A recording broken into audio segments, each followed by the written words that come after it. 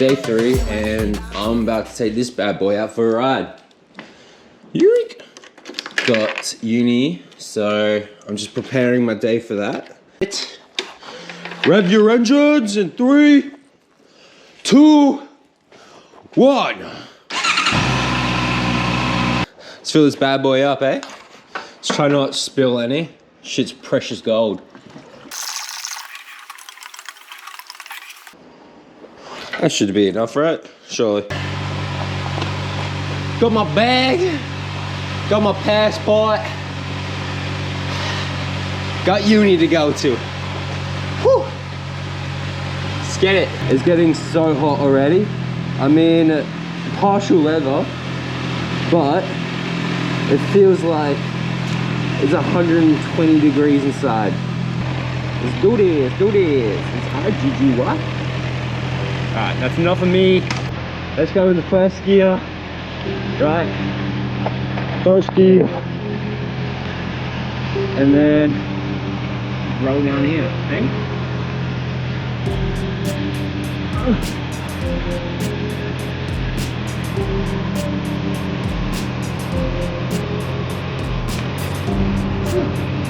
Off there. So you probably won't be able to hear me, but got my mask down. Oh.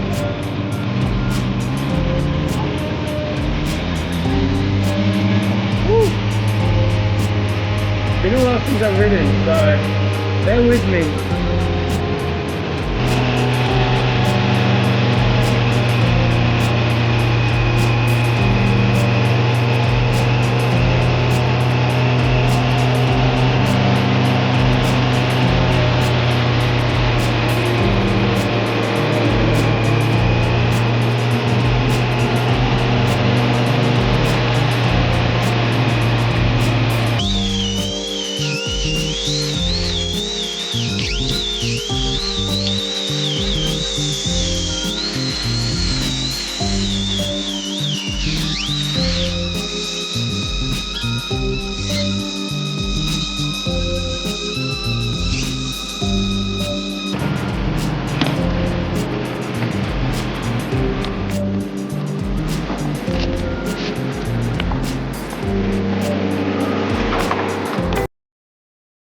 First class back. And now I'm just gonna drink some protein and banana flavored milkshake. I guess it's a milkshake, right? Anyway, just gonna do this and then head straight back home. So it should be good. All right, just got back from my ride. Holy shoot, it was crazy. Should have seen it. I was like dodging and weaving inside of cars, going 100 down the highway. Oh, it felt like complete freedom. This bad boy right here. It's my home girl. And funny enough, it's a magnet, chick magnet. I had so many girls beeping their car. Who is this person in my house? I had so many. So I don't really have any advice for you, but my mum always used to say, repetition will get you through anything. How do people do this? Like sit in front of a camera, talk confidently, and then expect to deliver a message. Fuck! No! It's too sepia! Come on, please.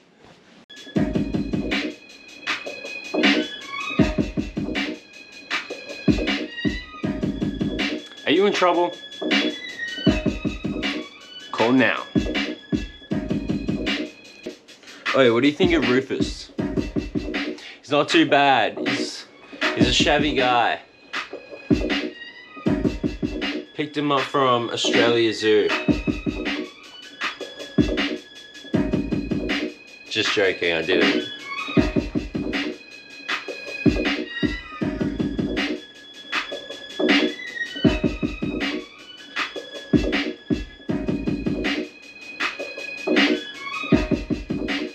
I wonder.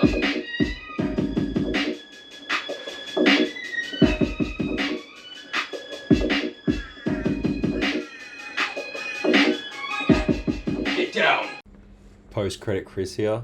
What the actual And hua! It is Rufus! Ah, look at you. Look at that magic trick. Ah!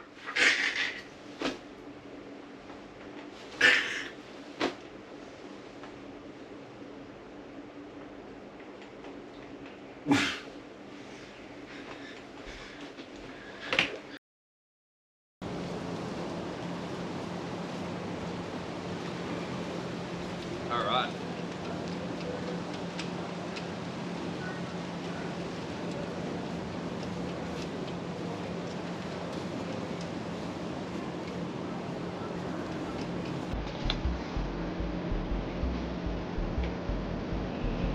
I just want to see if I still go with me.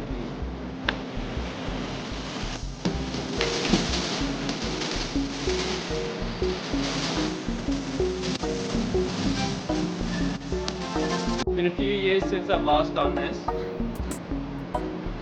I'm gonna give it a shot anyway. But I used to love doing gymnastics. If I still got this, then I'm a chance. If not, you're gonna watch me fall.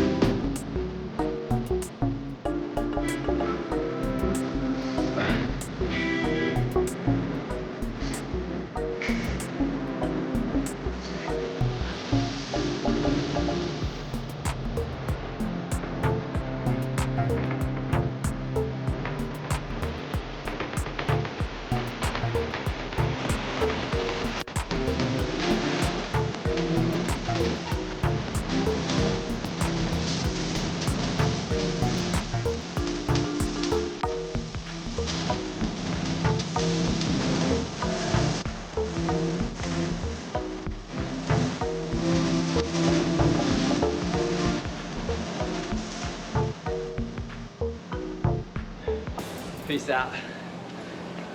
All right. So right now I'm going to be doing the Wim Hoffman breathing exercise. It's pretty good.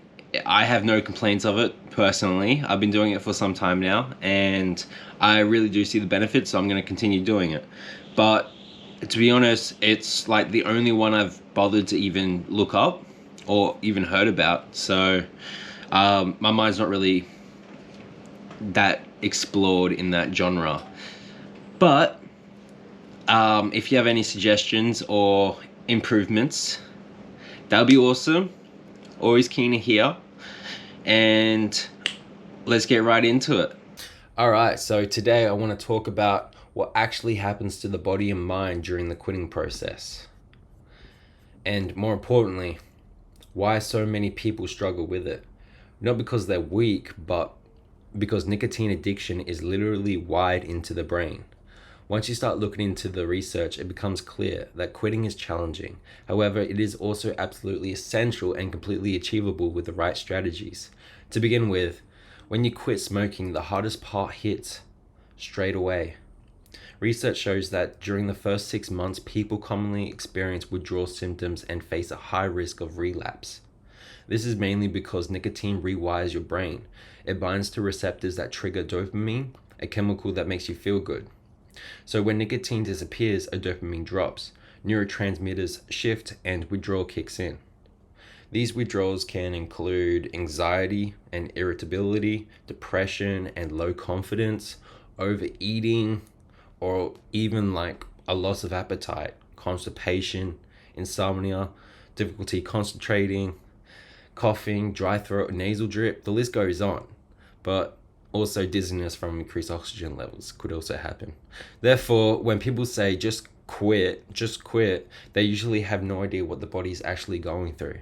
On the other hand, here's the good news. The health benefits start immediately. Lung function improves, coughing drops, and breathing gets easier the longer you stay smoke-free. Moving on, it's important to recognize that smoking isn't only a chemical addiction, it's also a habit, a coping strategy, and for many people, part of their daily routine.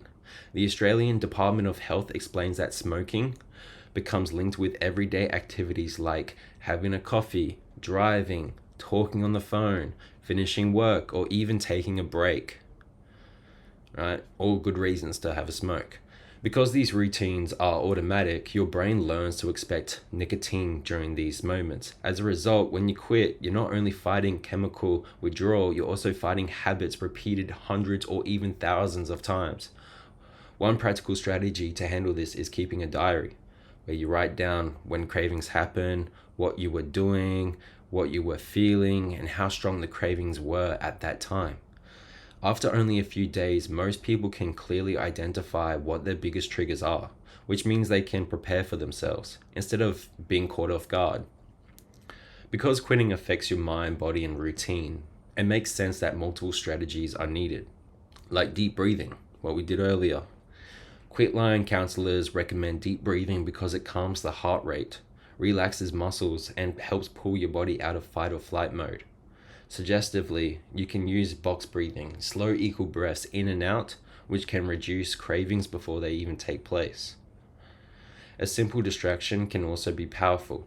For example, doing something enjoyable activates the prefrontal cortex, the complex thinking part of the brain, which improves mood and reduces anxiety. This could be talking to a mate, engaging in a hobby, doing a quick home workout, and going for a walk or a bike ride will do just fine. Additionally, movement increases the dopamine naturally without nicotine. Avoiding nicotine 3 to 6 hours before bed, turning off devices, and listening to calming music can help with insomnia. Furthermore, keeping busy during the day, building new routines, and replacing smoking rituals with healthier ones can make a significant difference. Perhaps most importantly, the Cleveland Clinic notes that quitting often takes multiple attempts, and the emotional symptoms can make people feel like they're failing. However, they are not. This is the process, which is both normal and temporary. Now, it's also important to understand that relapse isn't random. It's actually quite predictable. A major long-term relapse study involving over 1,000 participants found that self-efficacy, which is believing you can stay quit, protects against relapse. Smoking urges increase relapse risk, but mainly after the first month. Perceived benefits of smoking, such as thinking calms you down or is too enjoyable, strongly predicts relapse, as well as friends who smoke raise relapse risk, especially after 1 month. Interestingly, cigarette dependence before quitting didn't strongly predict relapse. This suggests that even heavy smokers can succeed if they make it through the early stage. The same study also found that after 2 years smoke-free, relapse rates dropped around 5%. In other words, the longer you stay quit, the better your chances of remaining smoke-free for life. Nicotine withdrawal isn't temporary. Meanwhile, the health benefits lower the risk of cancer, heart disease, stroke, and respiratory illness. As Better Health Victoria explains, many people rely on smoking for me time. Therefore, quitting forces you to build healthier ways to relax, whether through hobbies, exercise, or simply creating a calm space at home. The Department of Health says many smokers need up to 30 attempts before quitting for good. Even so, every attempt weakens the addiction. Ultimately, quitting isn't about perfection, it's about progress. To sum up, quitting smoking isn't easy, especially in those first few months. However, it is completely achievable when you understand withdrawal, identify your triggers, and use evidence-based strategies.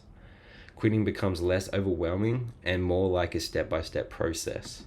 Every day without smoking makes your body healthier, your lungs stronger, and your future brighter. And most importantly, quitting isn't about losing something, it's about getting something back: your health, your energy, and control over your life. So the next time you pick up that cigarette, think to yourself, is this really benefiting my life? Or can I just take 3 deep breaths?